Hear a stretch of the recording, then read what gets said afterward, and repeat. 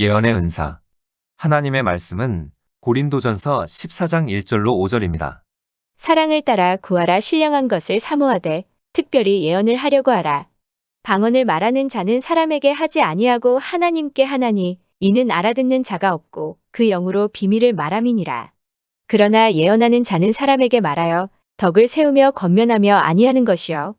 방언을 말하는 자는 자기의 덕을 세우고 예언하는 자는 교회의 덕을 세우나니 나는 너희가 다 방언 말하기를 원하나 특별히 예언하기를 원하노라. 방언을 말하는 자가 만일 교회의 덕을 세우기 위하여 통역하지 아니하면 예언하는 자만 못하니라. 이 시간에는 예언의 은사라는 제목으로 말씀을 묵상하겠습니다. 예언의 은사는 하나님의 메시지를 받아 개인과 교회에 전달하는 능력입니다. 예언이라는 단어의 의미를 살펴보겠습니다. 예언의 헬라어 명사는 프로페테이아입니다. 예언하다의 헬라어 동사는 프로페티오입니다. 프로페티오는 프로와 페티오의 합성어입니다. 프로는 앞으로, 미리라는 뜻이고 페티오는 말하다는 뜻이므로 예언하다는 말은 미리 전하다, 미리 말하다는 의미입니다. 예언에는 즉각적인 예언과 미래적인 예언이 있습니다. 어떤 사람은 예언을 대언과 예언으로 나누기도 하고 전달과 예고로 나누기도 합니다. 여기에서 대언과 예언, 전달과 예고라는 표현을 사용하지 않는 이유는 예언을 성경적 권위와 비슷한 계시적 의미로 잘못 이해할 수 있기 때문입니다. 즉각적인 예언은 보통 개인의 신앙을 성장시키는 중보나 권면의 내용을 담고 있습니다. 미래적인 예언은 앞으로 일어날 일에 대한 경고나 암시가 주된 내용입니다. 예언의 목적은 본문 3절에서 분명하게 설명하고 있습니다. 예언하는 자는 사람에게 말하여 덕을 세우며 권면하며 아니하는 것이요.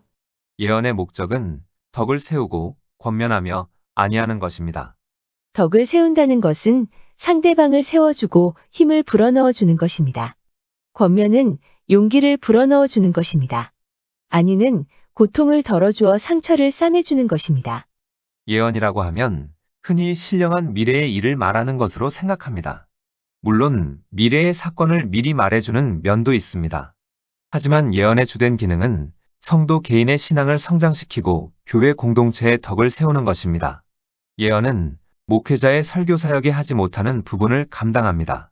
사람들은 각기 다른 상황에 처해 있고 문제도 모두 다르기 때문에 목회자의 설교만으로 모든 회중을 만족시킨다는 것이 역부족일 때가 있습니다.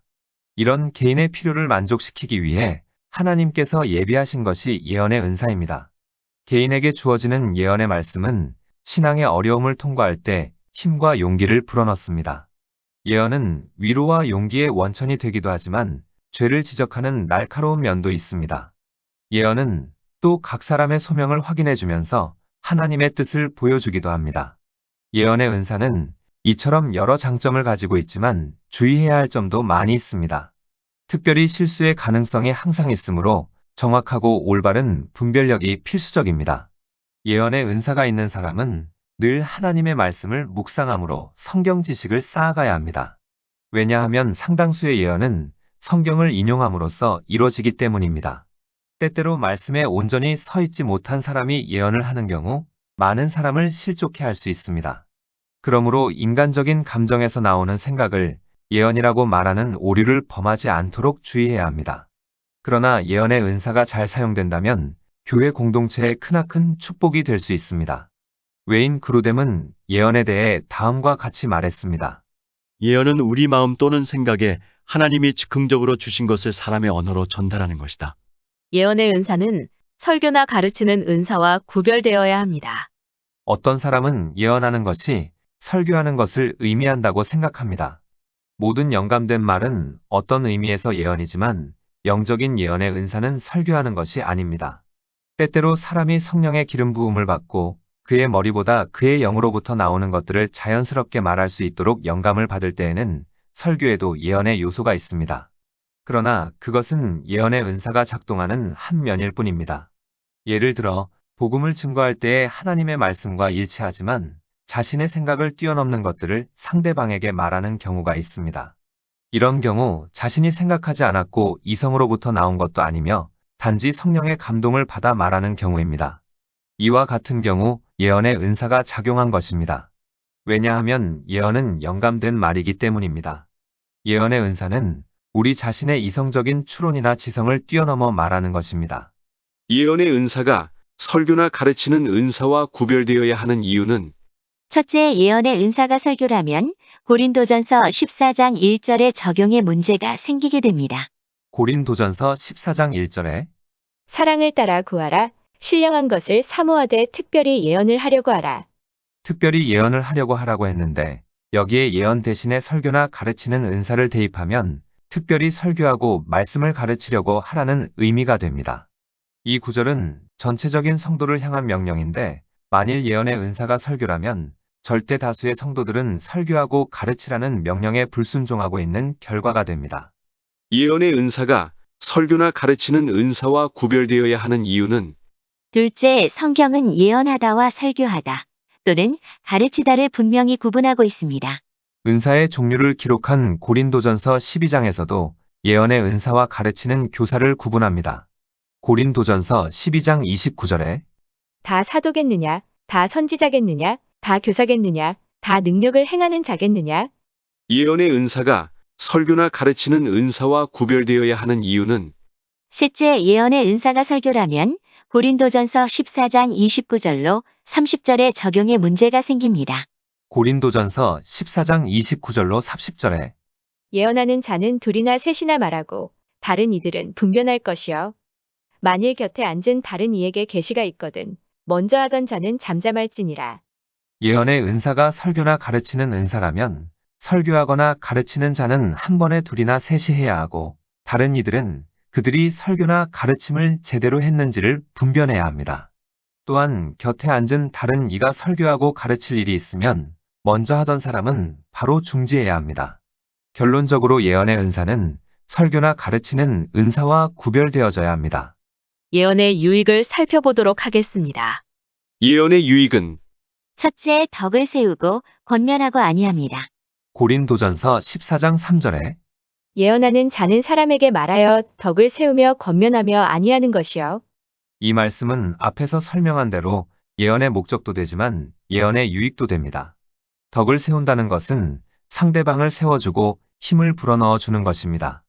권면은 용기를 불어넣어 주는 것입니다. 아니는 고통을 덜어주어 상처를 싸매주는 것입니다. 예언의 유익은 둘째, 사람들의 위엄과 자긍심을 회복시킵니다. 어느 여집사님의 삶은 좌절과 낙심의 연속이었습니다. 젊었을 때 가진 장밋빛 인생과는 퇴색하고 자식들은 성장하여 가정을 이루어 떠나고 가끔씩 안부 전화나 할 뿐이었습니다. 남편과는 교회에 다녔지만 영적인 것이 맞지 않아 고통의 연속이었습니다. 세상적으로는 온유하고 친절한 사람인데 아내가 하나님과 깊은 교제의 시간을 가지고 영적인 것에 몰두하자 남편이 이전에는 상상할 수 없는 험한 말들을 내뱉고 내가 뭔데 신령한 채 하느냐, 열매로 내 믿음을 보여봐라고 하면서 사사건건 물고 늘어졌습니다. 이혼을 하자니 나이 들어 혼자 살 자신이 없었습니다.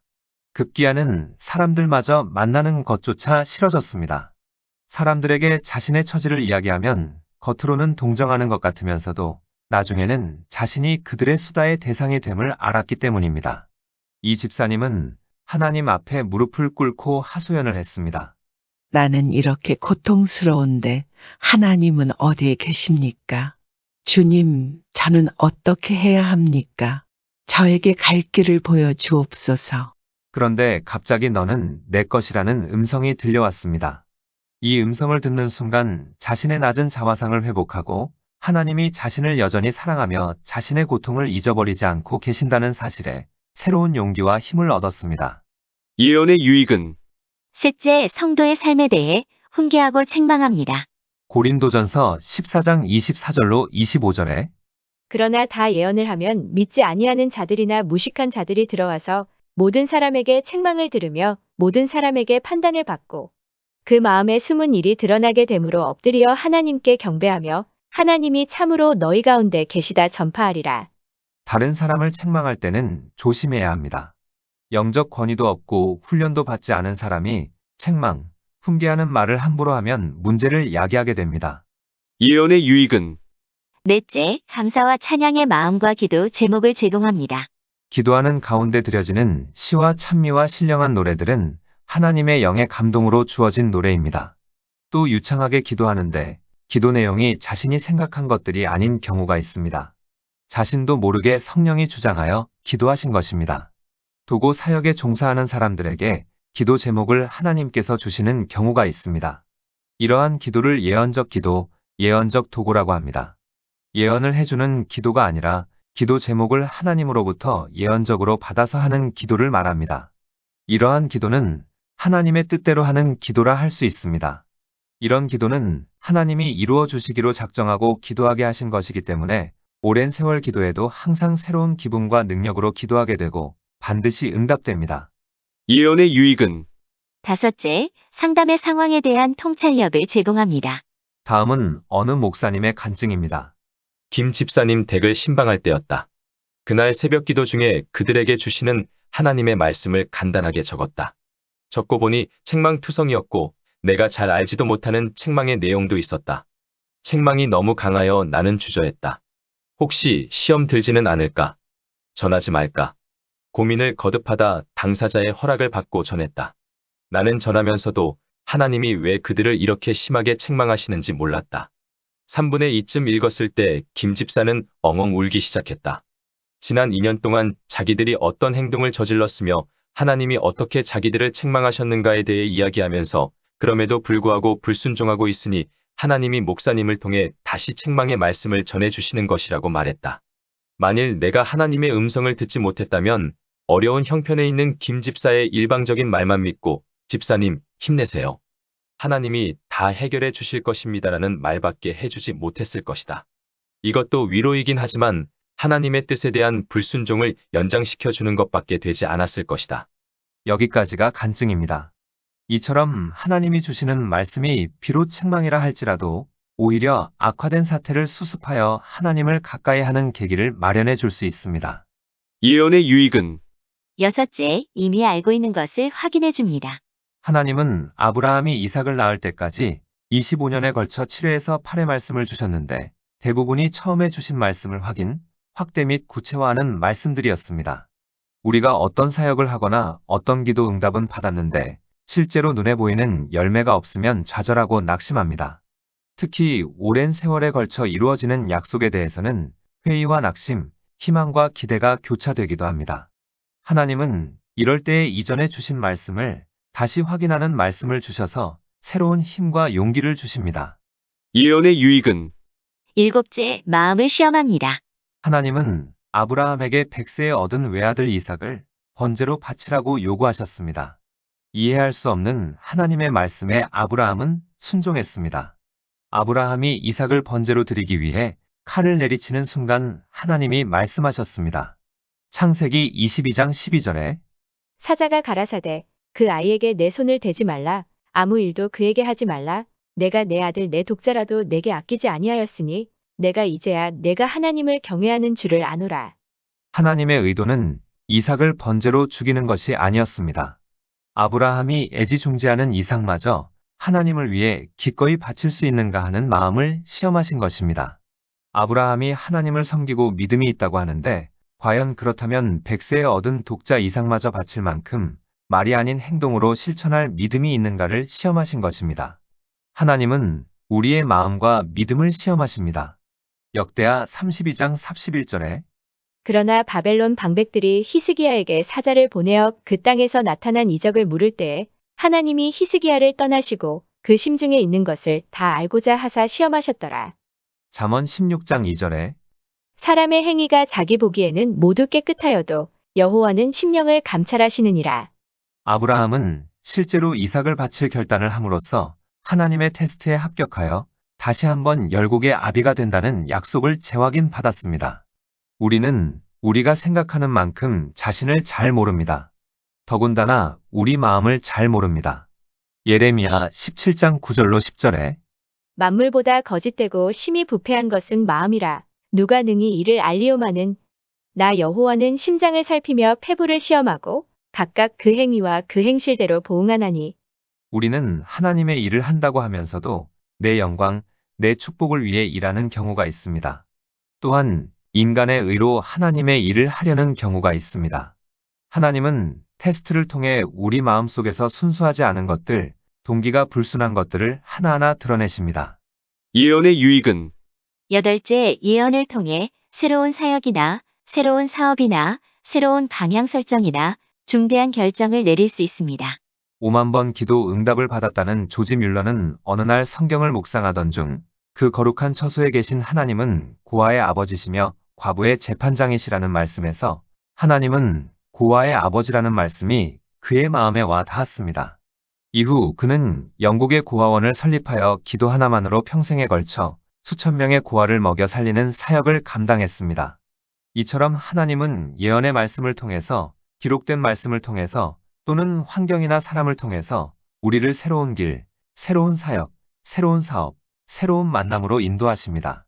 예언의 은사는 유익하지만 위험한 만큼 엄격한 안전장치가 필요합니다. 그렇지 않을 경우 교회를 무너뜨리려고 우는 사자같이 두루다니는 마귀의 시험에 빠질 수 있습니다. 신앙의 거성들도 육신을 가진 인간이기 때문에 초월적인 영계를 제대로 분별하는 것은 쉽지 않습니다. 오죽하면 사도 요한도 계시의 와중 속에서 피조물인 천사에게 경배하다가 2번이나 제재를 받았습니다. 요한계시록 19장 10절에 내가 그 발 앞에 엎드려 경배하려 하니 그가 나더러 말하기를 나는 너와 및 예수의 증거를 받은 내 형제들과 같이 된 종이니 삼가 그리하지 말고 오직 하나님께 경배하라. 예수의 증거는 대언의 영이라 하더라. 요한계시록 22장 8절로 9절에 이것들을 보고 들은 자는 나 요한이니 내가 듣고 볼 때에 이 일을 내게 보이던 천사의 발 앞에 경배하려고 엎드렸더니 저가 내게 말하기를 나는 너와 내 형제 선지자들과 또 이 책의 말을 지키는 자들과 함께 된 종이니 그리하지 말고 오직 하나님께 경배하라 하더라. 고린도전서 14장은 예언의 은사의 사용에 있어 오류를 방지하기 위해서 기록된 것입니다. 고린도전서 14장 29절로 33절에 예언하는 자는 둘이나 셋이나 말하고 다른 이들은 분변할 것이요. 만일 곁에 앉은 다른 이에게 계시가 있거든 먼저 하던 자는 잠잠할지니라. 너희는 다 모든 사람으로 배우게 하고 모든 사람으로 권면을 받게 하기 위하여 하나씩 하나씩 예언할 수 있느니라.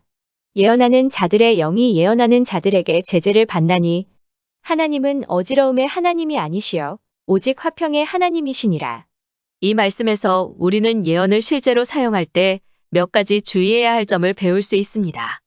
예언을 사용할 때에 주의해야 할 점은 첫째, 예언하는 자는 질서를 유지해야 합니다. 고린도전서 14장 29절로 30절에 예언하는 자는 둘이나 셋이나 말하고 다른 이들은 분변할 것이요. 만일 곁에 앉은 다른 이에게 계시가 있거든 먼저 하던 자는 잠잠할지니라. 이 말씀 배경에는 당시 예언의 은사를 받은 사람들이 자기들에게 예언 또는 사적인 예언이 임했을 때 서로 자기가 받은 예언을 먼저 발표하려고 질서 없이 행동했음을 알 수 있습니다. 그래서 사도 바울은 둘이나 셋이 하면 다른 이들은 분변하고 또한 다른 이에게 예언이 임하면 먼저 한 사람은 잠잠하라고 권면합니다. 모든 사람이 배우고 모든 사람이 권면을 받기 위해 질서가 필요하다는 말입니다. 예언하는 자는 또한 질서를 지켜야 함은 물론 자신을 통제할 수 있어야 합니다. 간혹 자신에게 은사가 있다고 담임 목회자를 무시하거나 교회의 질서를 어지럽히는 경우가 있습니다. 이는 무지와 교만에서 비롯된 것입니다. 은사보다 질서가 먼저임을 은사자는 알아야 합니다. 또 담임 목회자 역시 은사자를 터부시하기보다는 성경적으로 이끌어줄 수 있어야 하고 포용할 수 있는 그릇이 되어야 합니다. 예언을 사용할 때에 주의해야 할 점은 둘째, 예언은 분별되어야 합니다. 어느 목사님은 성전 건축을 위해 노심초사하던 중 기도원에 가서 금식기도를 했습니다. 이 목사님은 금식기도 중에 자신이 받은 하나님의 응답을 당회와 상회 없이 예배 시간에 공포했습니다. 목사님 혼자 일방적으로 중대한 사실을 공포해버리자 교회 전체가 혼란에 휩싸이게 되었습니다. 이 목사님은 자신이 기도 중에 받은 것이므로 틀림이 없다는 확신하에 공포했는데 성도들은 이를 목사님의 독재로 받아들인 것입니다. 반대로 어느 목사님은 추진해야 할 안건이 있는 경우 당회를 소집하여 안건을 상정하고 장로님 중 한 분이라도 반대를 하면 기도합시다 하고 폐회를 선언했다고 합니다. 그 후 일정 기간이 지나면 다시 당회를 소집하여 지난번에 합의하지 못한 안건을 다시 상의했다고 합니다. 조급하지 않고 만장일치가 될 때까지 기도하며 기다렸던 것입니다. 기도 응답이 진리의 영으로부터 온 것인지 악의 영으로부터 온 것인지 아니면 내 생각에서 온 것인지 분별해야 합니다. 아울러 하나님으로부터 온 것이라 할지라도 여러 사람이나 조직, 단체와 관련이 있는 일이라면 지혜롭게 처리할 필요가 있습니다. 요한일서 4장 1절에 사랑하는 자들아 영을 다 믿지 말고 오직 영들이 하나님께 속하였나 시험하라. 많은 거짓 선지자가 세상에 나왔음이니라. 데살로니가전서 5장 20절로 22절에 예언을 멸시치 말고 범사에 헤아려 좋은 것을 취하고 악은 모든 모양이라도 버리라. 또한 자신의 생각이 투영되어 예언인 것처럼 착각할 수도 있습니다. 예레미야 14장 14절에 여호와께서 내게 이르시되 선지자들이 내 이름으로 거짓 예언을 하도다. 나는 그들을 보내지 아니하였고 그들에게 명하거나 이르지 아니하였거늘 그들이 거짓 계시와 복술과 허탄한 것과 자기 마음의 속임으로 너희에게 예언하도다. 그러므로 그 예언이 참으로 하나님의 영으로부터 왔는지 분별하는 것은 중요합니다. 그렇다면 다른 이들은 분별할 것이여 라고 했는데 누가 분별할 것이냐는 것입니다. 1차적으로는 신앙이 성숙되고 지혜롭고 예언의 은사를 가진 사람들을 의미한다고 할 수 있습니다. 그러나 광범위하게는 회중 전체를 의미한다고 볼 수 있습니다. 예언을 분별하는 방법을 살펴보겠습니다. 예언을 분별하는 방법은 첫째, 예언의 말은 예수 그리스도의 인격과 영광을 나타내야 합니다. 성령이 하시는 일은 예수 그리스도의 영광을 나타내는 일입니다. 요한복음 16장 13절로 14절에 그러하나 진리의 성령이 오시면 그가 너희를 모든 진리 가운데로 인도하시리니 그가 자의로 말하지 않고 오직 듣는 것을 말하시며 장래 일을 너희에게 알리시리라. 성령이 예수의 영광을 나타내리니 내 것을 가지고 너희에게 알리겠음이니라. 예언을 분별하는 방법은 둘째, 예언의 내용이 기록된 하나님의 말씀을 벗어나서는 안 됩니다. 이런 류의 대표적인 예가 예수님의 재림 날짜에 대한 예언입니다. 성경은 분명히 그날과 그때는 아무도 모르고 오직 아버지만 아신다고 기록하고 있는데 몇몇 구절을 이상하게 해석하여 예수님은 아신다고 주장하여 재림 날짜 예언의 정당성을 억지 주장하는 것은 성령이 주는 예언이 아닙니다. 이처럼 비성경적인 예언을 하는 경우 교회의 목회자는 바른 교훈으로 권면하고 책망하라고 기록하고 있습니다. 이처럼 사적인 예언은 기록된 말씀에 비추어 분별되어야 합니다. 기록된 성경 말씀은 완전하여 오류가 없지만 사적인 예언은 언제나 오류의 가능성이 있기 때문입니다. 예언을 분별하는 방법은 셋째, 예언은 이루어져야 합니다. 신명기 18장 20절로 22절에 내가 고하라고 명하지 아니한 말을 어떤 선지자가 만일 방자의 내 이름으로 고하든지 다른 신들의 이름으로 말하면 그 선지자는 죽임을 당하리라 하셨느니라. 내가 혹시 심중에 이르기를 그 말이 여호와의 이르신 말씀인지 우리가 어떻게 알리어 하리라. 만일 선지자가 있어서 여호와의 이름으로 말한 일에 증언도 없고 성취함도 없으면 이는 여호와의 말씀하신 것이 아니요 그 선지자가 방자의 한 말이니 너는 그를 두려워 말지니라. 또한 유의해야 할 일은 그 예언이 비록 이루어졌다고 하더라도 반드시 하나님으로부터 왔다고 할 수 없는 경우도 있습니다. 신명기 13장 3절에 너는 그 선지자나 꿈꾸는 자의 말을 청종하지 말라. 이는 너희 하나님 여호와께서 너희가 마음을 다하고 성품을 다하여 너희 하나님 여호와를 사랑하는 여부를 알려하사 너희를 시험하심이니라. 예언이 이루어진다고 해서 모든 예언이 하나님으로부터 온 것이라면 오늘날 점쟁이들도 참 예언자가 된다는 말과 같습니다.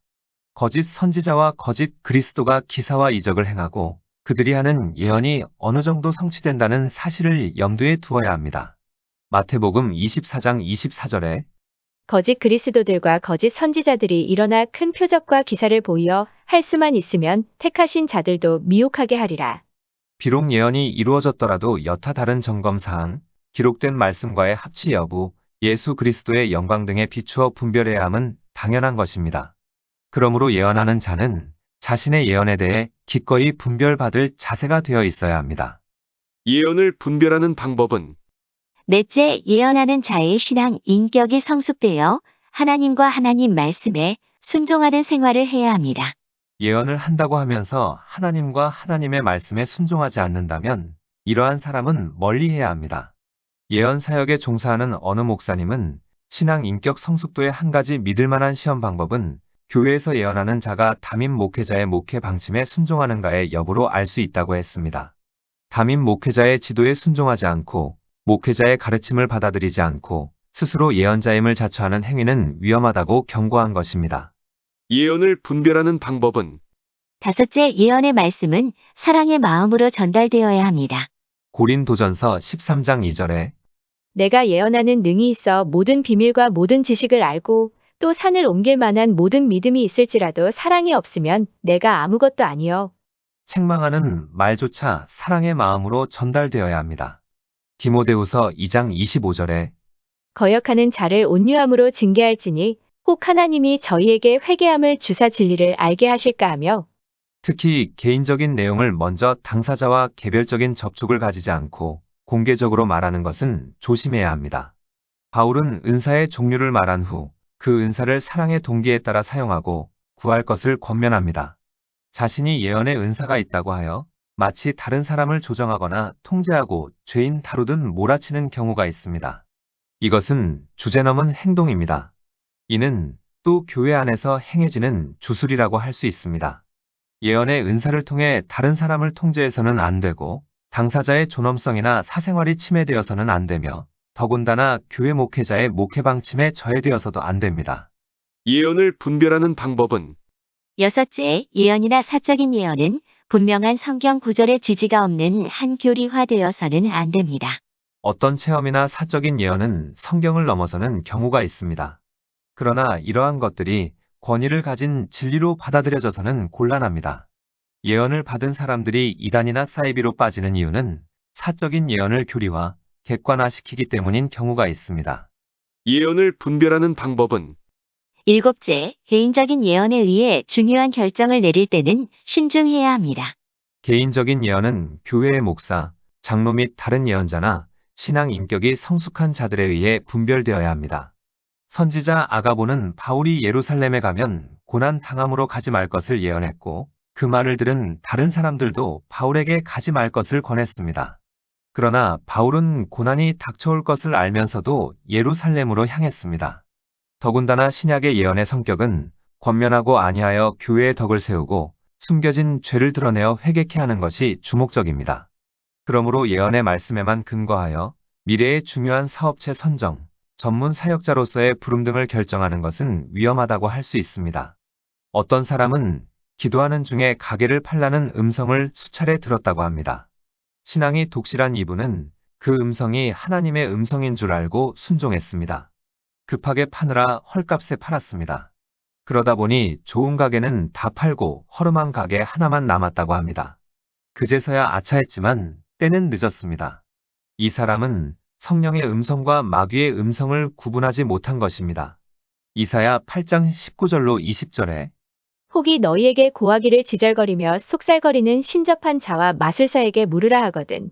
백성이 자기 하나님께 구할 것이 아니냐, 산 자를 위하여 죽은 자에게 구하겠느냐 하라.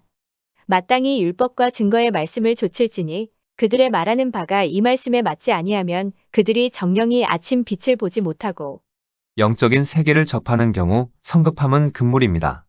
돌다리도 두드리는 심정으로 자신의 감정과 생각을 내려놓고 기도하면서 냉정하게 점검하고 또 점검해야 합니다. 중요한 결정을 하는 경우에는 담임 목회자나 예언 은사자나 경건한 성도의 조언, 환경, 성경 말씀 등을 종합적으로 검토해야 합니다. 내적 조명이 대단히 진실하고 경건하며 하나님의 말씀에 순종하는 것일지라도 그대로 따르고 실천하는 데는 상당한 주의를 해야 합니다. 더군다나 예언의 은사는 그리스도의 몸된 교회를 세우기 위해 유익한 은사이지만 신앙적으로 성숙하지 않은 사람이 예언의 은사를 남용할 경우 그 폐해는 심각해집니다. 우리가 자전거를 타기 위해서는 면허가 필요하지 않습니다. 그러나 자동차를 운전하기 위해서는 교통법규나 안전에 관한 시험을 거친 후에 면허증을 발급받습니다. 교통수단으로 자동차와 자전거를 비교했을 때 자동차가 훨씬 더 유익하지만 그만큼 위험하기 때문입니다. 예언의 은사도 마찬가지입니다. 예언의 은사를 받았다는 사람이 신학적이고 신앙적인 훈련 없이 가정재단을 쌓거나 기도원을 차려놓고 예수 점쟁이 행세를 하여 여러 문제들을 만들기 때문입니다. 예를 들면 어느 성도에게 당신이 출석하는 교회는 이런저런 문제가 있으니 당장 그 교회를 떠나라고 한 후에 자기 교회나 기도원에 소속시켜 봉사와 금품을 강요하는 경우가 있습니다. 우리가 상식적으로 생각했을 때 자신이 출석하는 교회에 문제가 있을 때 다른 교회 목회자나 성도들에게 문제를 상의한다는 것은 어리석은 일입니다. 거의 모든 사람들이 사실 확인도 하지 않고 수많은 풍문에 근거하여 판단하며 교회를 떠나라고 하기 때문입니다. 그리고 자신들이 다니는 교회에 출석하라고 권유합니다.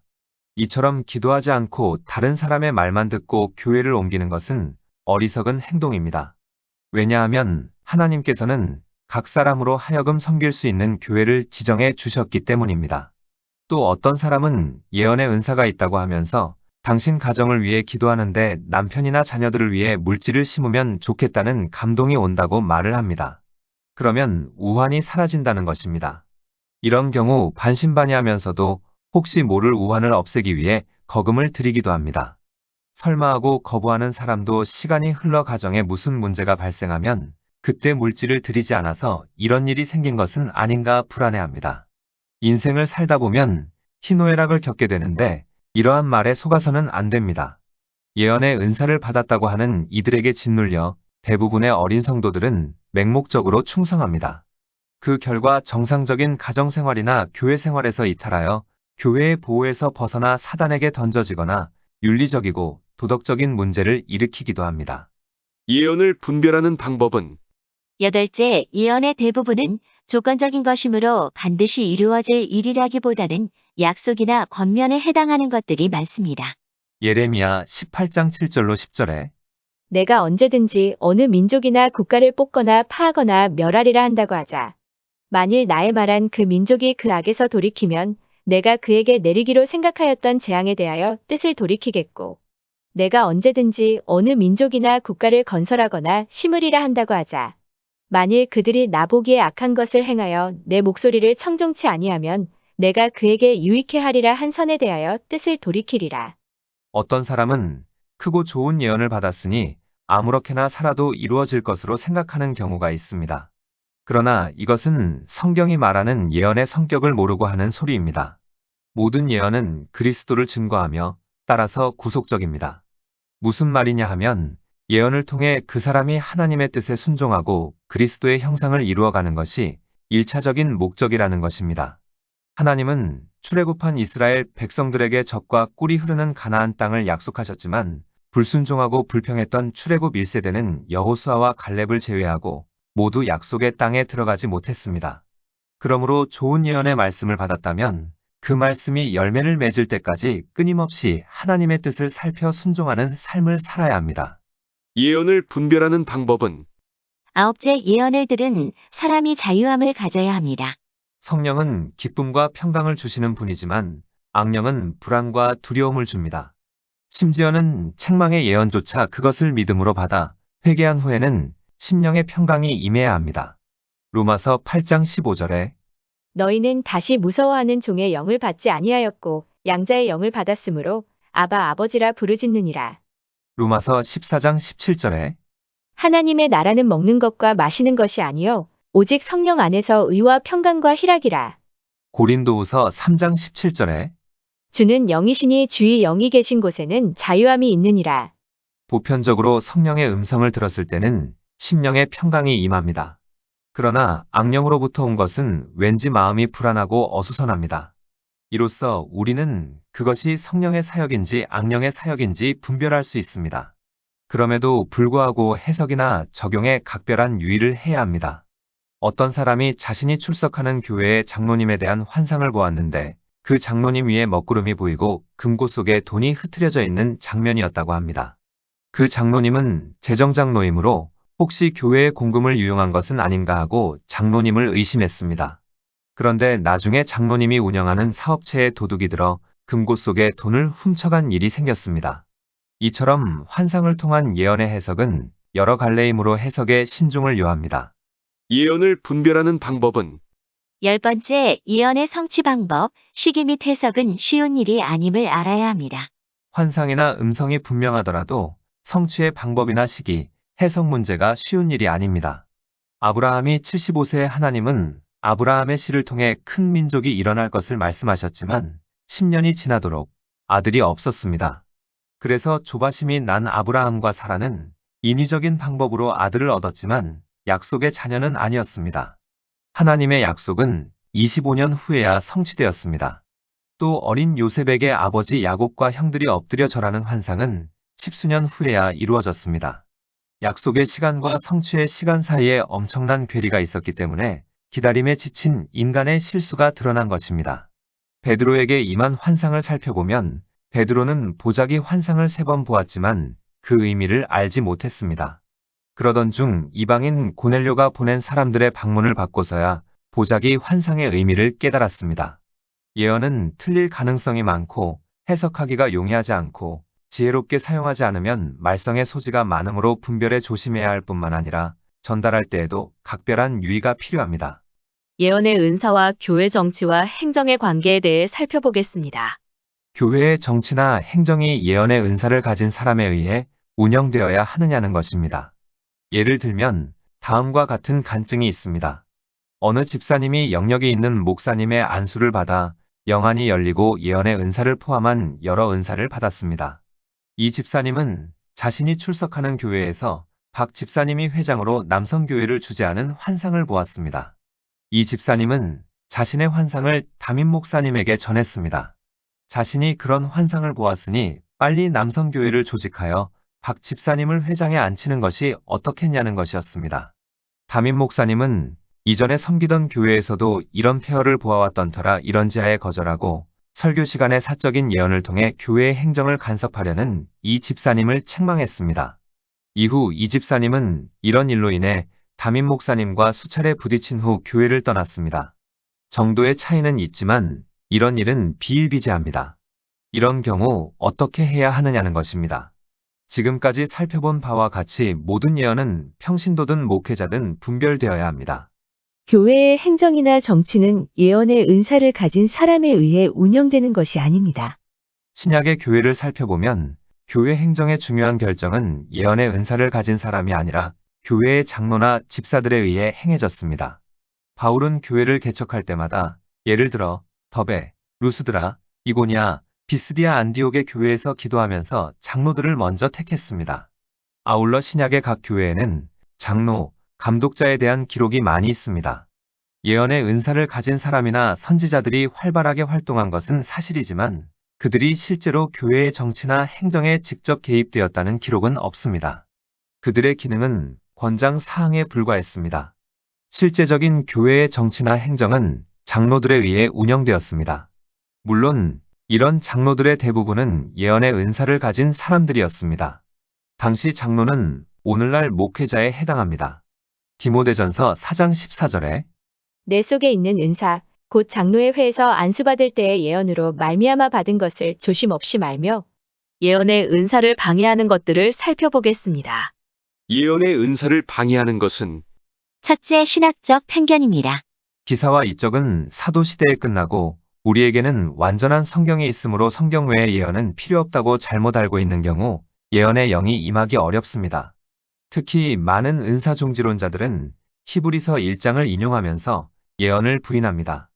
히브리서 1장 1절로 3절에 옛적의 선지자들로 여러 부분과 여러 모양으로 우리 조상들에게 말씀하신 하나님이 이 모든 날 마지막의 아들로 우리에게 말씀하셨으니 이 아들을 만유의 후사로 세우시고 또 저로 말미암아 모든 세계를 지으셨느니라.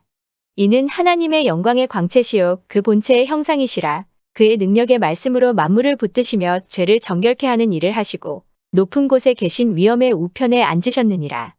이전에는 선지자를 통하여 여러 부분과 모양, 즉 꿈, 말씀, 환상 등으로 하나님이 계시하셨지만 이제는 예수 그리스도를 통하여 하나님의 계시가 완전하게 드러났기 때문에 오늘날에는 예언이나 환상은 필요 없다, 즉 종결되었다는 것입니다.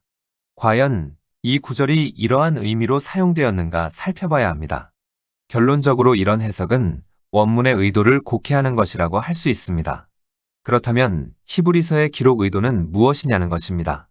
그리스도의 우월성, 옛 언약과 비교하여 새 언약의 우월성을 기록한 책입니다.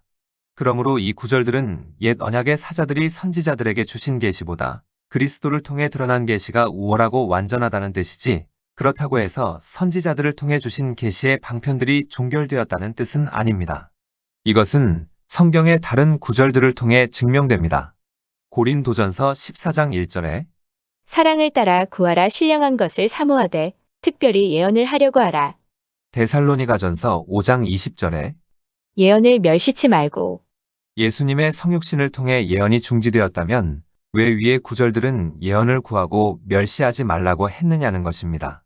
다메섹 도상의 바울은 부활하신 예수님을 만나 극적으로 회심했으며 또한 아나니아는 환상을 통해 바울을 만나 안수했습니다.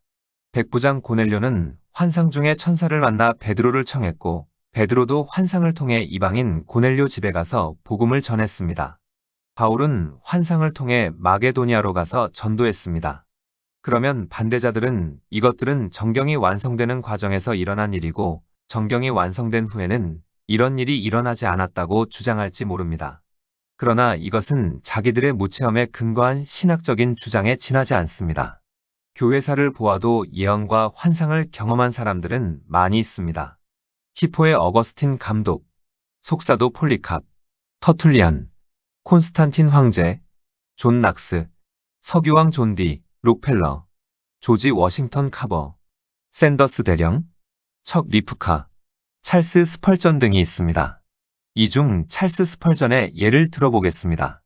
설교 황제라 불리는 영국의 찰스 스펄전 목사의 예언은 섬세하고 정확했습니다. 스펄전은 어느 날 설교하던 중 갑자기 회중 속에 앉아있는 면식이 없는 한 사람을 의도적으로 가리키면서 이렇게 외쳤습니다. 저기에 구두를 만드는 어떤 남자가 앉아 있습니다. 그는 주일에도 가게 문을 엽니다. 그 가게는 지난 주일 오전에 문을 열어서 9펜스를 벌어서 4펜스를 남겼습니다. 그는 4펜스 때문에 사탄에게 영혼을 팔았습니다. 이후 도시의 선교사 한 명이 구두가게 주인을 만난 적이 있었습니다. 구두가게 주인은 자신이 어떻게 회심했는가를 간증했습니다. 그 구두가게 주인은 어느 주일에 예배 드리러 가서 예배당 중앙에 자리를 잡고 앉았습니다. 그런데 스펄전 목사님이 마치 아는 사람처럼 자기를 빤히 쳐다보면서 내가 구두가게 주인이며 주일에 가게 문을 열었다고 말했습니다. 그러나 그 정도는 문제가 되지 못했습니다. 스펄전 목사님이 그날 그가 9펜스짜리 물건을 팔아서 4펜스를 남겼다고 말하자 그는 하나님이 스펄전 목사님을 통해서 자기 영혼에게 말씀하신다는 깨달음이 왔음을 직감했습니다. 그래서 그는 다음 주일에는 가게 문을 닫았습니다. 다시 교회에 가기가 두려웠지만 주님이 그를 반겨주셔서 영혼 구원을 받았다고 했습니다. 스펄전은 자신도 전혀 모르는 사람을 가리키면서 때로는 자신이 전혀 생각지도 않은 말을 한 경우가 10번도 더 넘는다고 했습니다. 성령의 감동으로 그렇게 말했다고 할 수밖에 없다고 했습니다. 스펄전은 때로는 사람들의 생각은 물론 교회 문에서 두 사람이 나눈 대화 내용까지 알 정도였다고 합니다. 예언의 은사를 방해하는 것은 둘째, 기대하지 않기 때문입니다. 예언의 은사는 없어졌다는 가르침을 받고 기대하지 않거나 주변에서 그런 은사를 가진 사람을 보지 못했기 때문에 사모하고 구하지 않아서 받지 못하는 경우입니다. 예언의 은사를 방해하는 것은 셋째, 본인의 죄로 인함입니다. 하나님의 음성을 한 두 번 들었다 해도 그 말씀에 순종하지 않으면 더 이상 예언의 말씀이 잘 임하지 않게 됩니다. 예언의 은사를 방해하는 것은 넷째, 마음의 준비가 되지 않아서입니다. 하나님은 자신의 현재의 삶의 방식을 인정하시지 않을 것이라는 막연한 두려움으로 인해 스스로 마음 문을 닫는 경우입니다. 예언의 은사를 방해하는 것은 다섯째, 사모하고 구하면 받을 수 있다는 건전한 가르침을 받지 못했기 때문입니다. 예언의 은사를 방해하는 것은 여섯째, 예언은 위험하다고 생각하는 경우입니다. 어떤 사람은 위험하다고 해서 음성 듣기를 거부합니다.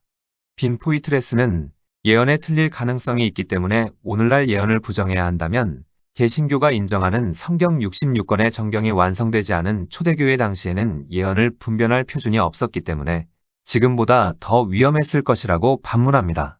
하나님의 음성 듣기는 마귀가 두려워하는 영적 무기 중의 하나입니다. 마귀의 전략은 자신의 정체를 노출시키지 않는 것인데 음성 듣기를 통해 마치 레이더로 적군의 동향을 낱낱이 살피듯 그들의 정체나 괴계를 백일 하에 드러낼 수 있습니다. 이러한 영적 무기의 사용을 반대하는 것은 자동차가 위험하니 자전거를 타자, 가스가 위험하니 장작을 떼자는 주장과 같습니다. 음성 듣기를 반대하는 주장이야말로 마귀를 이롭게 하는 위험한 주장이라고 할 수 있습니다. 예언의 은사를 방해하는 것은 일곱째, 말썽을 일으킨다고 믿기 때문입니다. 어떤 사람은 말썽이 많고 교회의 문제를 일으키기 때문에 음성 듣기를 자제하거나 금기해야 한다고 주장합니다. 이런 식의 주장이라면 다른 직분이나 은사도 사용이 중지되어야 합니다. 물론 예언의 은사는 유익하지만 위험한 만큼 안전장치가 필요합니다. 그렇지 않을 경우 교회를 무너뜨리려고 우는 사자같이 두루다니는 마귀의 시험에 빠지기 쉽습니다. 사실 신앙의 거성들도 육신을 가진 인간이기 때문에 초월적인 영계를 제대로 분별하는 것은 쉽지 않습니다. 하나님이 주시는 기적을 행하는 은사도 부족한 인간을 통해 역사함으로 실수나 오남용도 있습니다. 그러나 하나님은 부족한 인간을 통해 뜻을 이루십니다. 하나님의 뜻은 인간의 실수를 커버하고도 남음이 있습니다. 그러므로 우리는 은사에 관한 한 인간의 부족함을 보지 말고 인간을 통해 그 은사를 사용하여 이루시려는 하나님의 뜻을 봐야 합니다. 고린도전서 12장 4절로 7절에 은사는 여러 가지나 성령은 같고 직임은 여러 가지나 주는 같으며 또 역사는 여러 가지나 모든 것을 모든 사람 가운데서 역사하시는 하나님은 같으니 각 사람에게 성령의 나타남을 주심은 유익하게 하려 하심이라. 고린도전서 1장 7절에 너희가 모든 은사에 부족함이 없이 우리 주 예수 그리스도의 나타나심을 기다림이라. 사적인 예언을 할 때는 조심해야 합니다. 사적인 예언을 할 때는 신중해야 합니다. 사적인 예언을 오용함으로 삶이 파괴되고 많은 불행한 일들이 일어났습니다. 사적인 예언의 오류를 계속해서 보다 보면 진짜 예언 사역을 포기하도록 만들어버립니다. 그러므로 극단에 빠지지 않고 하나님이 원하시는 방법대로 쓰임받도록 항상 자신을 살피고 주의해야 합니다. 예언의 은사와 다른 은사들과의 관계를 살펴보겠습니다. 통역된 방언은 예언의 효과를 가지는 경우가 있습니다. 지식의 말씀의 은사를 통해서는 상대방의 과거, 현재, 미래의 내용을 알기도 합니다. 여기에는 은밀한 죄의 문제나 깊숙이 감추어진 상처들 또는 소원하는 기도 제목들도 포함됩니다. 지혜의 말씀의 은사를 통해서는 이 말을 언제, 어떤 방식으로 전할 것인가에 대한 지혜를 사용하여 적절한 방법으로 전달하게 됩니다. 영분별의 은사를 통해서는 과거나 미래에 대한 정보나 예언이 틀릴 가능성이 있으므로 분별하고 또 원천이 어떤 영인가를 분별하게 됩니다. 이처럼 여러 은사들과 종합적으로 연계해서 예언의 은사를 사용하는 것입니다. 말씀을 정리하겠습니다. 예언의 은사는 하나님의 메시지를 받아 개인과 교회에 전달하는 능력입니다. 예언에는 즉각적인 예언과 미래적인 예언이 있습니다. 즉각적인 예언은 보통 개인의 신앙을 성장시키는 중보나 권면의 내용을 담고 있습니다. 미래적인 예언은 앞으로 일어날 일에 대한 경고나 암시가 주된 내용입니다. 예언의 목적은 덕을 세우고 권면하며 안위하는 것입니다. 예언에는 성경적 권위를 갖는 계시는 없습니다. 덕을 세운다는 것은 상대방을 세워주고 힘을 불어넣어 주는 것입니다. 권면은 용기를 불어넣어 주는 것입니다. 안위는 고통을 덜어주어 상처를 싸매주는 것입니다. 예언은 목회자의 설교 사역이 하지 못하는 부분을 감당합니다. 예언의 은사는 설교나 가르치는 은사와 구별되어야 합니다. 예언의 유익은 첫째, 덕을 세우고 권면하고 안위합니다. 둘째, 사람들의 위엄과 자긍심을 회복시킵니다. 셋째, 성도의 삶에 대해 훈계하고 책망합니다. 넷째, 감사와 찬양의 마음과 기도 제목을 제공합니다. 다섯째, 상담의 상황에 대한 통찰력을 제공합니다. 여섯째, 이미 알고 있는 것을 확인해 줍니다. 일곱째, 마음을 시험합니다. 여덟째, 예언을 통해 새로운 사역이나 새로운 사업이나 새로운 방향 설정이나 중대한 결정을 내릴 수 있습니다.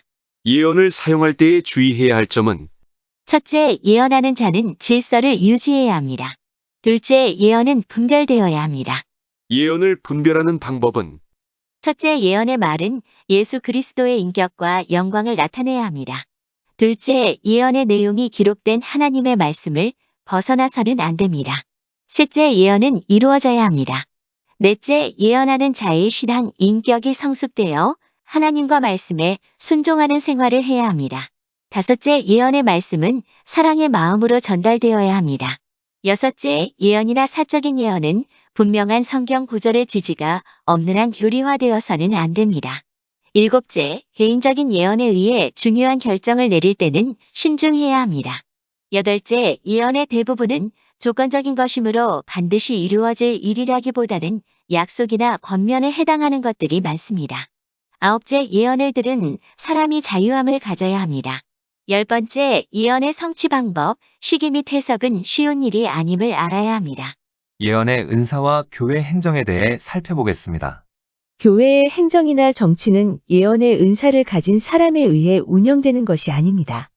신약의 교회를 살펴보면 교회 행정의 중요한 결정은 예언의 은사를 가진 사람이 아니라 교회의 장로나 집사들에 의해 행해졌습니다. 예언의 은사를 방해하는 것은 첫째, 신학적 편견입니다. 둘째, 기대하지 않기 때문입니다. 셋째, 본인의 죄로 인함입니다. 넷째, 마음의 준비가 되지 않아서입니다. 다섯째, 사모하고 구하면 받을 수 있다는 건전한 가르침을 받지 못했기 때문입니다.